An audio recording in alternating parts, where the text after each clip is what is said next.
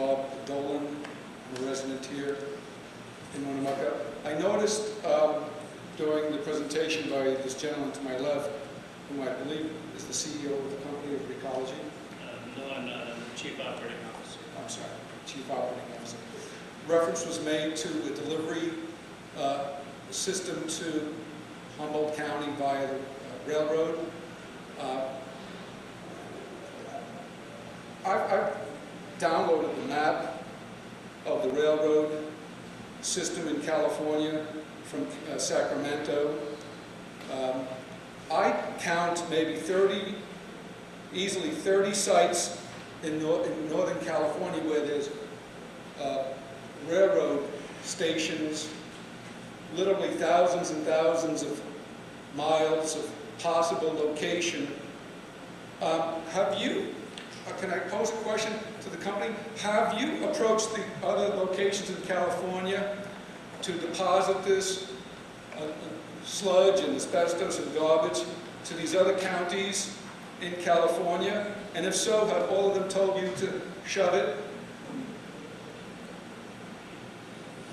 Mr. Dolan, you have a two-part question. The first one is, have we approached the other communities and rail heads? The answer is no, and let me explain to you the rationale. As I mentioned earlier in the presentation, this project needs to be economically viable. The landfills that are in Northern California and near the railheads that you pictorially believe are there, those, unfortunately, rail doesn't work. Truck works, and the push is to remove trucks from the highways. Rail economics kick in at significantly greater mileage, and that's the advantage of using rail. Right, well, there are literally 30 to 40 cities along the railroad post-Sacramento. I suspect that the communities there were not approached by you because not only is it economically unviable for you, but because the people there don't want the garbage from the San Francisco area in their backyard. Is that a fair conclusion to make? No, it's not. Okay. And here's why. We currently receive San Francisco garbage in the form of food waste at one of our truck-served landfills. That becomes a very expensive process, and rail freight can be very competitive. So in terms of in Northern California, we own and operate 3 landfills in Northern California.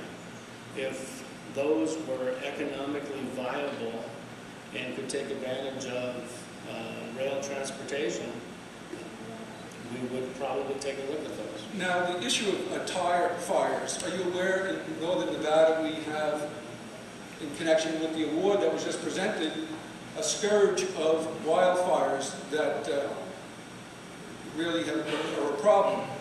Are you aware that the materials that you will be depositing in Humboldt County, pursuant to your plan, will be susceptible to burning embers going across? And as you know, on 90 and 100-degree days, the tires and the other material are susceptible of first of all, going on fire. You're aware of that, are you not? Is that a cost that is to be borne in terms of putting that fire out? May I answer the question, Mr. Dolan? Yes, sir. Mr. Dolan, those tires, as I mentioned before, are shredded tires. They're not whole tires. The preponderance of the fires that are taking place in tire piles are whole tires subject to spontaneous combustion. As the tires are shred and used as alternative daily cover, another layer comes on top of it, and as well as a dirt cover. So in terms of spontaneous combustion on tires, that is least likely to occur on shredded tires. In fact, science demonstrates completely the opposite, that shredded tires that have been shredded are more likely to spontaneously combust than non-shredded tires, sir. Are you aware of that? Why are you misrepresenting the facts? Wait a minute. Now, nobody's on trial here. We're not conducting this meeting as a trial. It's just an informative meeting, and these folks came a long way, and they need to be able to do what they do. And I think basically the question really, Mr. Dolan, to these folks should be, The cost, you're sir. not in the fire district. What do you plan to, how do you plan to suppress any fires, or do you plan to enlarge the district, or what? Well, before we move from the shredded tires, Mr. Dolan is correct in the pile, but we anticipate no piles of shredded tires. We're using it for cover to cover the material so it doesn't blow, so we have no litter. So the intent is not to stockpile tire shreds. We don't do that at any of our landfills. I made the comment regarding whole tires because the whole tire fires were the preponderance of the fires in California. Thank you. As regards Mr. the Dolan, cost, Mr. Dolan, may I ask you what your profession is? well, I'm an attorney at law. Who do you represent?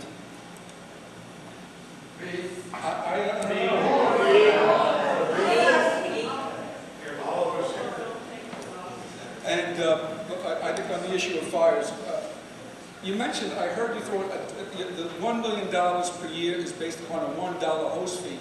I suggest to the commissioners that that is lowballing. The statistics that I can find is that $3 per ton is the minimum outstanding. So I think